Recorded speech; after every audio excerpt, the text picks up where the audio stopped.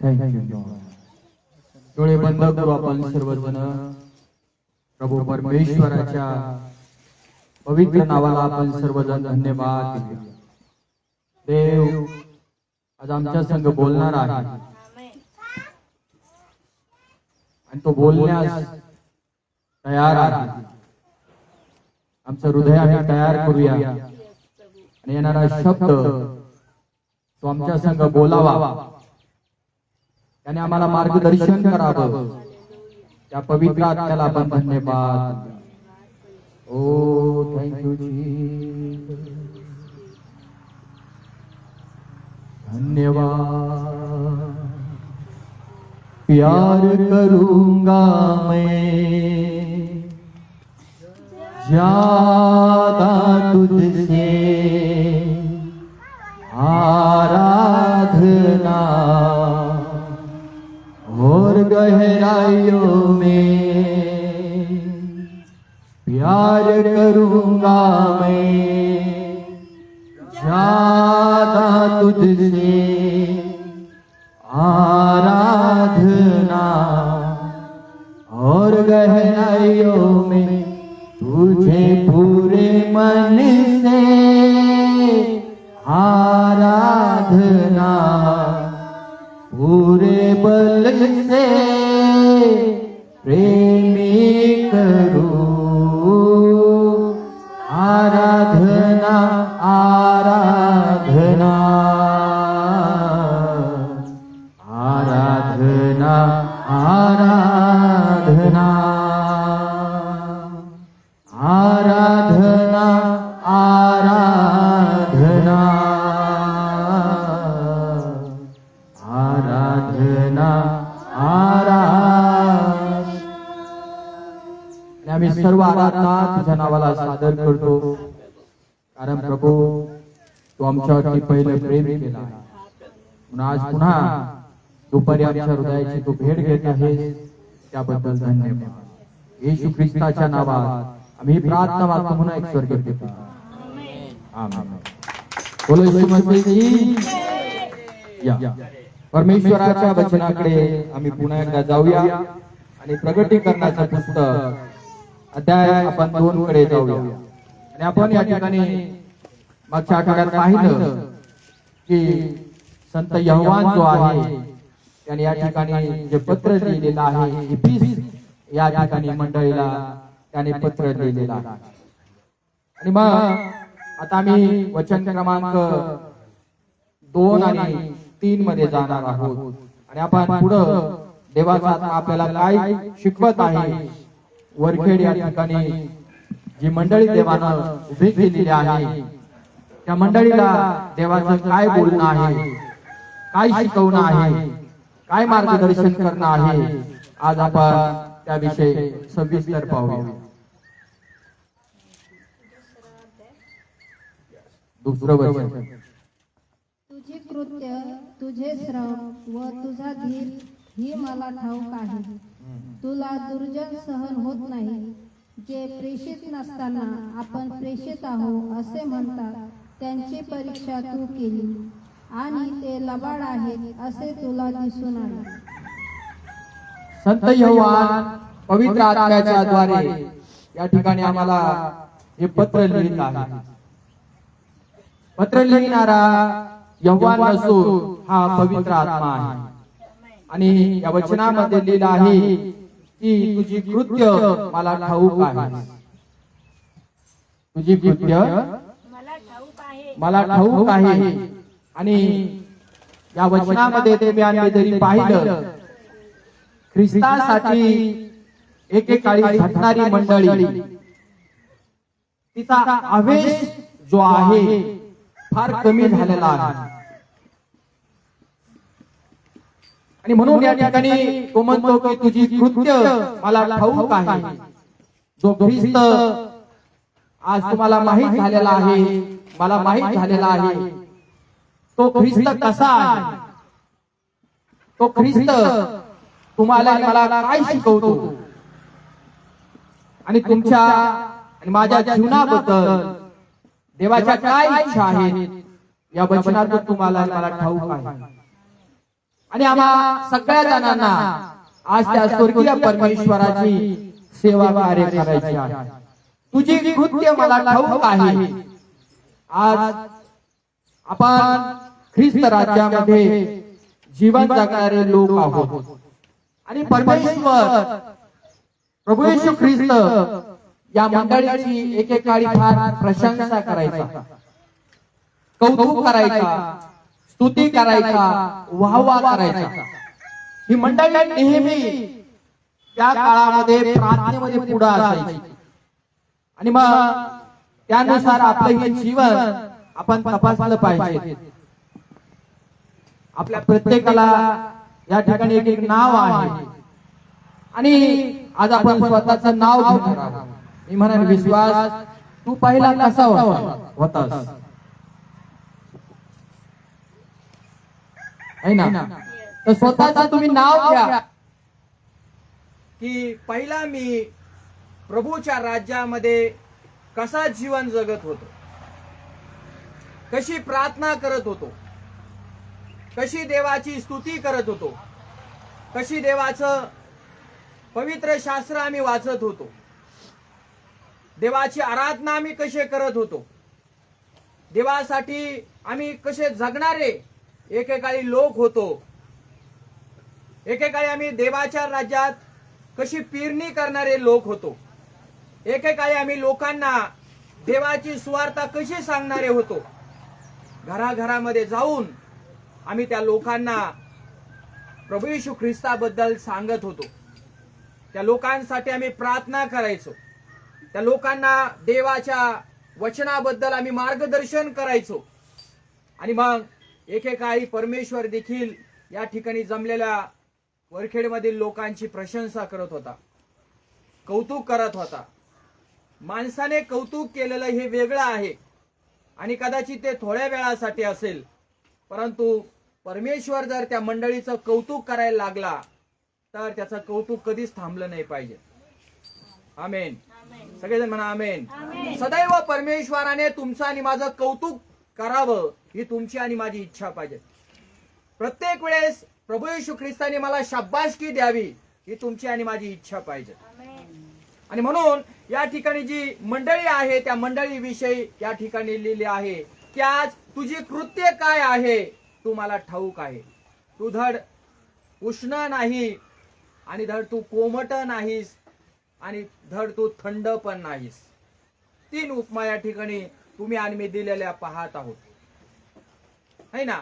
लोक सुरुवातीला आम्ही पाहतो प्रभूच्या राज्यामध्ये आल्यानंतर लोक फार आवेशी असतात, मी काय करू देवासाठी. आणि मग प्रार्थनेचा जो वेळ आम्हाला दिला होता त्या वेळेमध्ये, त्या वेळेच्या अगोदर 10 मिनिटं 15 मिनिटं आम्ही जर देवाच्या उपस्थितीमध्ये येऊन अगोदर बसायचो. बरोबर आहे ना? हा किंवा नाही सगळेजण बोला. 15 मिनिटं कमीत कमी देवाच्या मंदिरात आम्ही अगोदर यायचो आणि गुडघ्यावरती बसून आम्ही प्रार्थना करायचो. घरातून आम्ही लवकर लवकर बाहेर निघायचो, आमची नेहमी घाई असायची. आणि सकाळी लवकर उठून आमचं सगळं घरचं काम आम्ही आवरायचो आणि पट पट पट पट देवाच्या मंदिरात कधी मी पोहोचल, कधी मी जाईन आणि कधी मी प्रार्थना करेल, कधी मी आराधना करेल, कधी मी देवाची स्तुती करेन है ना. आम्हाला एकेकाळी असं व्हायचं. त्यावेळेस सुरुवातीला तुम्ही फार गरम पाण्यासारखे होते, जसं उकळी आलेलं पाणी आहे त्या पाण्यासारखे एकेकाळी तुम्ही होते, आम्ही होतो. आणि ती उष्णता आमच्यामध्ये हीट होती, पॉवर आमच्यामध्ये होता, देवाचं सामर्थ्य आमच्यामध्ये होतं, देवाची शक्ती आमच्यामध्ये होती. परंतु कालांतरानं तुम्ही आणि मी आज ऑब्झर्व करा, चर्च आहे 11चा टायमिंग दिलेला आहे पण 11:30ला आपण चालू करतो.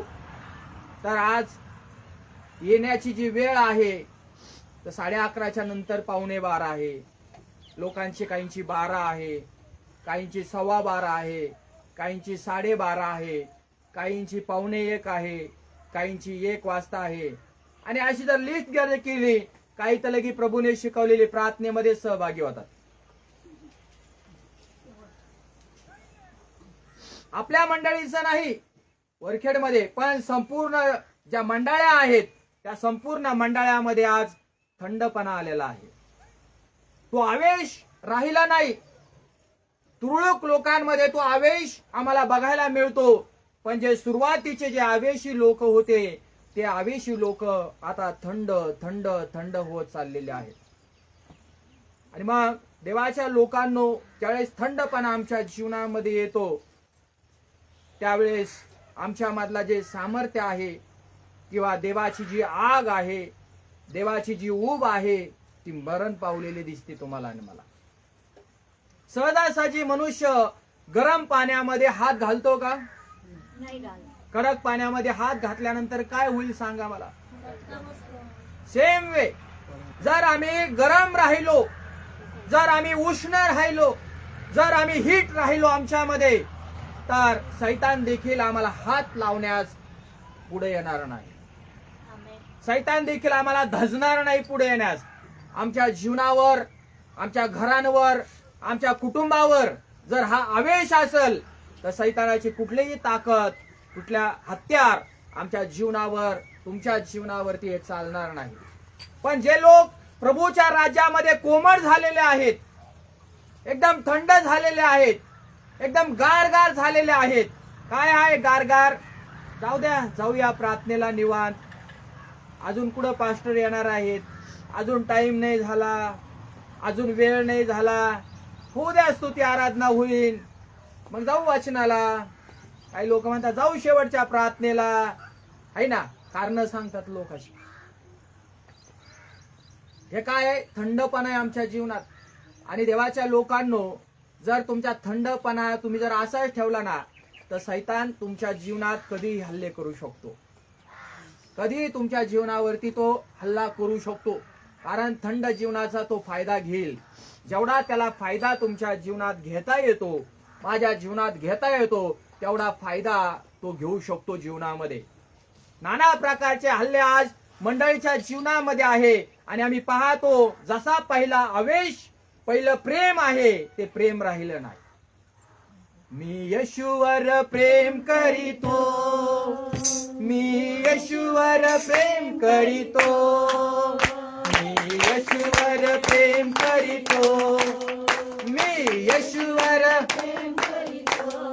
हालेलुया. सोमवार, मंगळवार, बुधवार, गुरुवार, शुक्रवार, शनिवार, रविवार मी येशूवर प्रेम करीतो.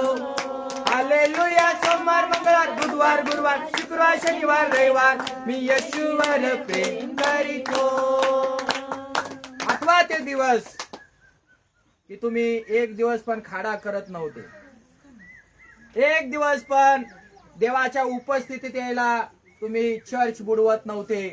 कारण तुम्हाला माहित होतं देवाच्या लोकांनो की मी देवाच्या उपस्थितीत चाललेले आहे, मी देवाला भेटायला चाललेले आहे. एकेकाळी तुम्ही आठवा, ज्या दिवशी चर्च असायचं, देवाचं मंदिर असायचं, त्या दिवशी तुम्ही आणि मी लग्न कार्य देखील जात नव्हतो, त्या सहभागिता त्याच्यामध्ये घेत नव्हतो. का? कारण त्या दिवशी देवाचा वार असतो किंवा देवाची भक्ती त्या दिवशी असते. मग त्या दिवसामध्ये आम्ही सगळे रहित करून टाकायचो आणि देवाच्या उपस्थितीमध्ये येऊन बसायचो. आज प्रश्न बघा, कितीतरी लोक आज कुणी गावाला जात आहे ना, कुणी लग्नाला जात आहे, अनेक लोक काही ना काही आपलं शेतामध्ये कामाला जात आहे, काही ना काही आज करत आहेत. ती प्रेम आणि ती प्रीती देवाच्या मंडळीमध्ये आज आम्हाला दिसत नाहीये. येशू मसीह की. तर तुम्हाला आणि मला आज पहिल्या मंडळी सारखं बनायची की पहिले तुम्ही ज्यावेळेस प्रभू मध्ये आले होते, देवाची सेवा कार्य करण्यास तुम्ही निर्णय घेतला होता, त्यावेळेस तुम्ही कसे येत होता ते आठवा. त्यावेळेस झील आठवा, प्रार्थना आठवा, स्तुती आठवा, धन्यवाद आठवा, तुम्ही काय काय करत होता. आणि म्हणून या वचनामध्ये तुम्हाला आणि मला काय बघायला मिळत आहे? वाचू 2 वचन. तुझे कृत्ये, तुझे श्रम तुझे कृत्य, कोणाचे? मंडळीचे कृत्य. पवित्र आत्मा काय म्हणतो आज? वरखेड गावात जमणारी जी काही मंडळी आहे त्या मंडळीचे कृत्य म्हणजे काम मला ठाऊक आहे. पुढं, तुझे श्रम व तुझा धीर ही मला ठाऊक आहे. तू किती ख्रिस्त राज्यामध्ये श्रम करत आहे, कष्ट करत आहे, मेहनत करत आहे. तो म्हणतो ते देखील मला माहित आहे. आमचे कष्ट वाया जातात का? सेकंड गोष्ट, म्हणून श्रम आमचे देवाच्या राज्यात वाया जाणार नाही. आमचे कष्ट देवाच्या राज्यात वाया जाणार नाही, कारण देव त्याचं प्रतिफळ आम्हा प्रत्येकाला देणारा आहे. पुढं काय लिहिलं आहे? तुला दुर्जन सहन होत नाही. तुला दुर्जन म्हणजे खोटे लोक किंवा खोटे मेंढपाळ किंवा खोटे शिक्षक किंवा लबाड बोलणारे लोक त्या मंडळीला सहन होत नाही. ज्यांचं नातं देवाबरोबर पक्क झालेलं आहे ते खोट्या शिक्षकांच्या, खोट्या मेंढपाळाच्या, खोट्या संदेष्टांच्या कधीच नादी लागत नाही. का? त्यांना असं म्हटलेलं आहे. काय म्हटलेलं आहे शब्द? तुला दुर्जन सहन होत. दुर्जन जे वाईट लोक आहेत, वाईट करणारे लोक आहेत, आज त्यांच्या पंक्तीला जातात लोक. पण एकेकाळी शिव्या जरी दिल्या तर अंग काढून घेत होते. एकेकाळी भांडणं करायला जरी गेलं तरी बाजूला अंग काढे, हे बाबा तू तुझं बघून घे, मला काही घेणं देणं नाही. पण आज काय होत आहे? त्यांच्या बैठकीला जाऊन बसत आहे, त्यांच्या मांड्याला मांड्या देऊन बसत आहे, त्यांच्या बरोबर भांडण करायला आम्ही बसत आहे. किती फरक झाला? दुर्जन लोक एकेकाळी आम्हाला प्रभूच्या राज्यात ज्यावेळेस पहिल्यांदा आम्ही आलो त्यावेळेस त्या वाईट लोकांपासून, खोट्या शिक्षकांपासून आम्ही अलिप्त राहत होतो. परंतु नंतर नंतर जर आम्ही पाहिलं आमचं प्रेम कमी कमी कमी होत गेलं आणि आम्ही ह्या लबाड लोकांच्या नादी लागायला लागलो. या खोट्या सेवकांच्या, खोट्या लोकांच्या आम्ही नादी लागायला लागलो आणि त्याच्यामुळे काय झालो? आम्ही फसले गेलो. आमचा विश्वास त्या खोट्या लोकांच्या नादी लागल्यामुळे किंवा वाईट लोकांच्या संगतीत लागल्यामुळे आमचा विश्वास ढासळला गेला, कमी झाला. कदाचित ते खोटे लोक, बायबलच्या वचनात लिहिलं आहे, मेंढपाळाच्या वेशातले ते लांडगे असतात. दिसायला ते मेंढपाळ दिसतात, परंतु आत जे आहे त्यांचं क्रूर स्वभाव आहे असं लिहिलं आहे. आणि त्या क्रूर स्वभावाने काय केलेलं आहे? तुम्ही बाहेरच्या चेहऱ्याकडे बघण्यास गेले, एकदम छान आहे देवाचे सेवक, चांगले देवाची स्तुती करणारे आहेत, चांगलं प्रगटीकरण आहे असं वगैरे वगैरे बरंच काही. परंतु कालांतराने काय केलेलं आहे? त्या खोट्या लोकांनी तुम्हाला पिळून काढलेलं आहे. या जगातील सगळ्या मंडळ्या खोट्या लोकांच्या ज्यावेळेस नादी लागलेल्या आहेत त्या लोकांनी काय केलेलं आहे? त्यांना मासा सगट खाल्लेला आहे, पिळून पिळून त्यांना खाल्लेला आहे. त्यांची चेष्टा केली, त्यांची मजाक केली, त्यांचा विश्वासघात त्यांचा देखील केलेला आहे. आणि त्याचा परिणाम देवाच्या लोकांना आम्ही काय पाहत आहे की या वचनामध्ये लिहिलेलं आहे, खोट्या लोकांच्या नादी लागल्यामुळे त्या मंडळीतल्या लोकांचा विश्वास देवावरून उडून गेला. हालेलुया. किती लोक आहेत आज? परीक्षण करा की आज तुमच्या बैठकीत, माझ्या बैठकीत बसणारे लोक प्रार्थना करणारे होते का नव्हते? पण आज देवाचं नाव जरी घेतलं तर ते मध्ये निघा तुम्ही इथून, आम्हाला प्रार्थना नको, बायबल नको, आम्हाला देवाचं वचन ऐकायचं नाही. आणि आम्ही म्हणतो काय? नाही आमच्या पास्टरना तिकडे बोलू. पण ते काय म्हणतात? कोणते पास्टर नको, तुम्ही तुमच्या पास्टरचा जाळ करा तिकडे. आम्हाला पास्टर नको, सिस्टर नको, देव नको आणि बायबल नको, आम्हाला देवच नको. आता या खोट्या लोकांच्या, क्रूर लोकांच्या, दुष्ट लोकांच्या ज्यावेळेस नादी लागले लोक, त्यांचा विश्वास मेलाय. आज खूपशे लोक चर्चला येत नाहीत. त्यांचं चर्चला येण्याचं बंद कारण कोण आहे? आमच्यामध्ये ज्यावेळेस मंदिरात येण्यासाठी कोमटपणा निर्माण होतो, प्रार्थना करण्यासाठी कोमटपणा निर्माण होतो, ज्यावेळेस आम्ही वारंवार देवाच्या लोकांनो देवाचं वचन ऐकत नाही, देवाचा शब्द ऐकत नाही, आमच्या जीवनामध्ये ती पॉवर, ते चार्जिंगपणा राहणार नाही. आणि देवाचं वचन जेव्हा जेव्हा आम्ही ऐकू तेव्हा तेव्हा ती मंडळी आवेशी बनते, ख्रिस्ताच्या राज्यासाठी श्रम करते, मेहनत करते, धावते, सुवार्ता सांगते, सर्व ख्रिस्ताच्या राज्यामध्ये काम करत असते. आता जर कोणाला काम जरी सांगायचं ठरलं तर तिला वाटतं ही खुर्ची लावीन, तिला वाटतं ती दरी उचली. है ना. त्याला वाटतं तो झाडू मारीन, त्याला वाटतं हा साऊंड आणीन. काय चाललंय हे? म्हणजे पहिल्यातलं जे प्रेम आहे, पहिल्यातली जी प्रीती आहे, त्याच प्रीती देवाच्या लोकांमध्ये राहिली नाही. तो आवेश तुम्हाला आणि मला दिसत नाही. का? मी नेहमी सांगतो, तुम्ही रेग्युलर चर्चला या. जर तुम्ही देवाचा मान केला तर देवाच्या लोकांना देव देखील तुमचा मान करेल. जर देवाचा तुम्ही सन्मान करणार तर देव देखील तुम्हाला सन्मान करणार. आणि जर तुम्ही अधूनमधून येणार तर तुमच्यामध्ये जो आवेश आहे तो राहणार नाही. तुम्ही एकदम थंड होऊन जाणार, कोमट होऊन जाणार. आणि कोमट पाणी या दिवसात घ्या तुम्ही अंगावर आंघोळ करताना. घेतात का? माणूस काय म्हणतो, कडक कडक पाणी द्या माझ्या अंगावर, एकदम गरम गरम पाणी घेईन. का? आता शरीर काय झालेलं, एकदम काय झालेलं आहे, शरीर एकदम काम करून करून करून एकदम हे झालेलं आहे, भरल्यासारखं झालं, शरीर जड झाल्यासारखं झालेलं आहे. आणि माणूस काय म्हणतो, मग आता मी गरम गरम पाणी जर घेतलं ना डोक्यापासून, तर आंघोळ केली ना, माझ्या सगळ्या शिरा मोकळ्या होत्या, नसा नसा मोकळ्या होत्या, माझं अंग मोकळं होईल गरम पाणी घेतल्यानंतर. हालेलुया. बघा, मग ही गोष्ट जर आम्हाला कळते, गरम पाणी घेतल्यानंतर आमचं शरीर मोकळं होतं ना, आम्हाला फ्रेशपणा येतो. तसंच देवाच्या लोकांनो, देवाच्या वचनामध्ये जी ऊर्जा आहे, देवाच्या वचनामध्ये जे सामर्थ्य आहे, ते जर रेग्युलर तुम्ही घेण्यासाठी देवाच्या मंदिरात येत असाल तर तुमच्या शरीरामध्ये जे काही असतील ते सर्व ताकद येशू ख्रिस्ताच्या नावानं निघून जाईल. बोलो यीशु मसीह की. शैतान हारा हुआ, मेरा यीशु विजयी हुआ. शैतान हारा, मेरा यीशु विजयी हुआ. विजयी हुआ, विजयी हुआ, यीशु मेरा विजयी हुआ. विजयी हुआ, विजयी हुआ, यीशु मेरा विजयी हुआ. शैतान हारा हुआ, मेरा यीशु विजयी हुआ. शैतान हारा हुआ, मेरा यीशु. ज्यावेळेस तुम्ही आणि मी देवाच्या मंदिरात रेग्युलर येतो त्यावेळेस काय होतं, सैतानाचा सामना करण्यासाठी आम्हाला पुढे जावं लागतं. आम्ही घाबरत नाही.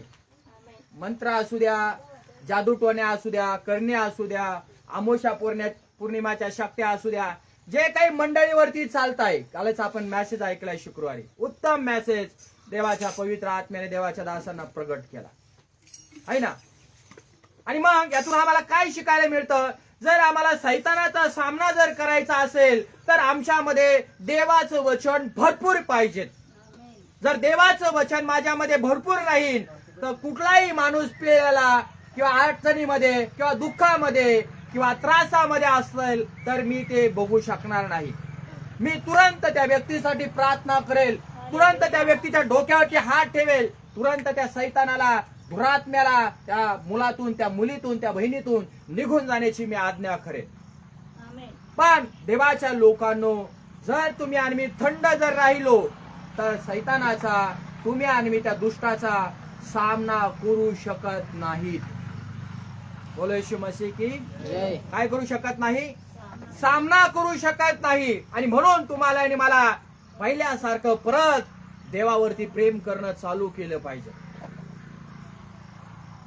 पुन्हा पहिला आवेश प्रभूला म्हणा, मला पुन्हा दे, परत मला देवाच्या गौरवासाठी उभा राहायचं आहे. पुढं काय लिहिलं आहे? जे प्रेक्षित नसताना हा, आपण प्रेक्षित आहो असे म्हणतात, त्याची परीक्षा तू केली. हा. पहिल्यांदा काय झालं, जे लोक सेवक नव्हते, ज्यांना देवानं निवडलेलं नाही, पाचारण केलं नाही, ज्यावेळेस देवाच्या लोकांना तुम्ही प्रभूवर पहिलं प्रेम करत होता ना, त्यावेळेस तो देवाचा सेवक, खोटा मेंढपाळ ज्यावेळेस तुमच्या घरात यायचा ना, तुम्ही ताबडतोब ओळखायचा त्याला.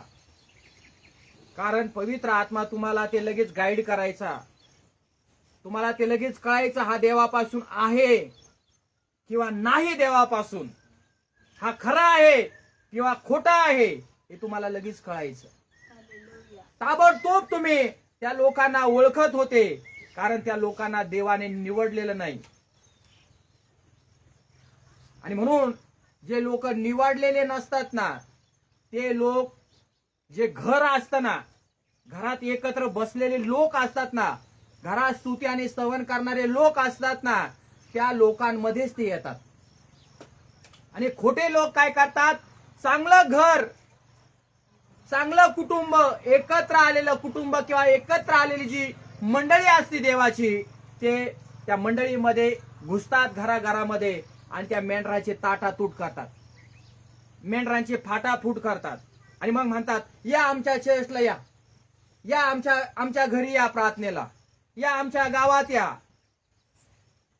ऐका, सुरुवातीला त्यावेळेस तुम्ही झटकीत होतात, त्यावेळेस तुम्ही म्हणायचा, देवाने आम्हाला दास दिलेला आहे, देवाने आम्हाला देवाचा सेवक दिलेला आहे, आमच्या गावात देवानं चर्च उभा केलेला आहे, आम्ही त्या ठिकाणी प्रार्थनेला जात आहे. एकेकाळी तुम्ही त्यांना उत्तर द्यायचा, बाळक साहेब आमच्या घरी येऊ नका परत, कारण आमच्या घरी देवाचे सेवक येतात, आम्ही चर्चला जात आहोत.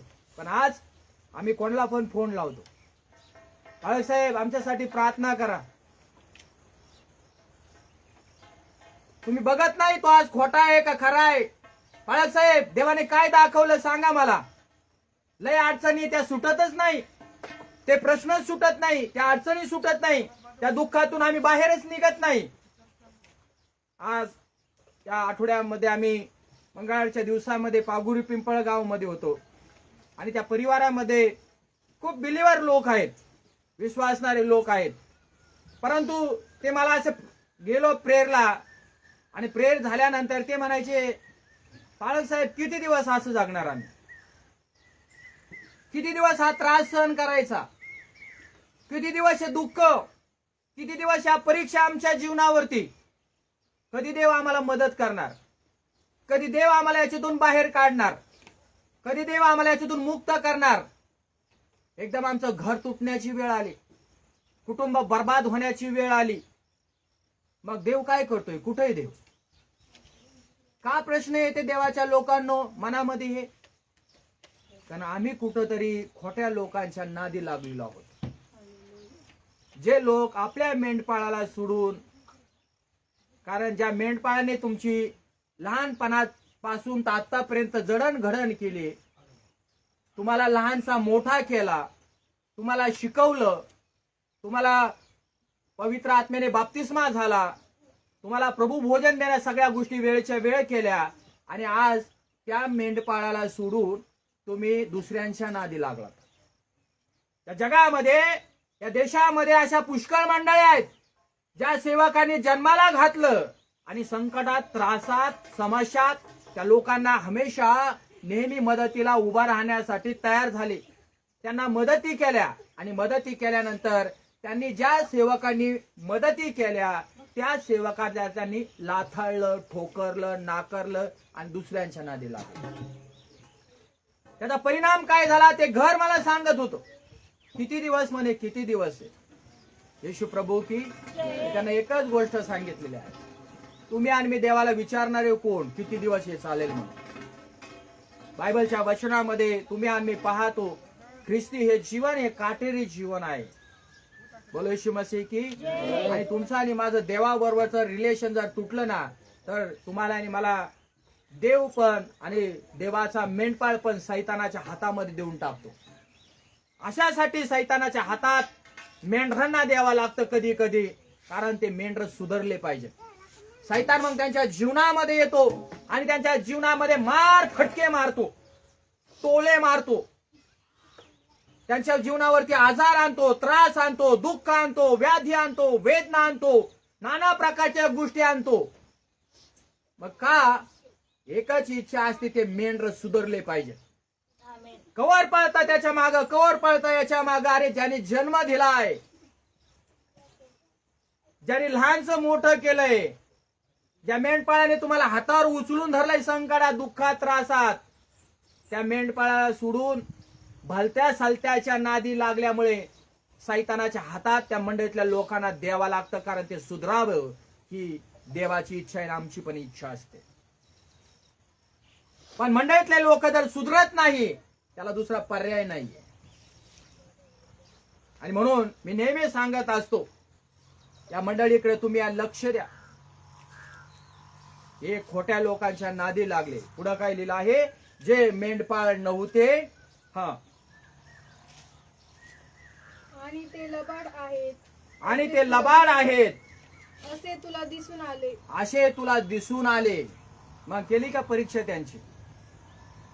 ज्यावेळेस तुमच्या घरामध्ये ते आले, तुमच्या कुटुंबामध्ये ते आले, त्यावेळेस तुम्ही काय केली? त्या लोकांची परीक्षा करायची एकेकाळी. आज आणि परीक्षा काही लोकांनी केली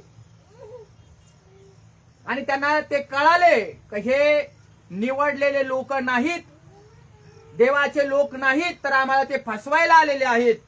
आणि म्हणून त्या लोकांना त्यांनी नाकारलं, धिक्कारलं आणि ठोकरलं. पण ज्या लोकांनी त्यांना ओळखलं नाही, ते लोक फसवले गेले आणि त्यांनी आज ख्रिस्त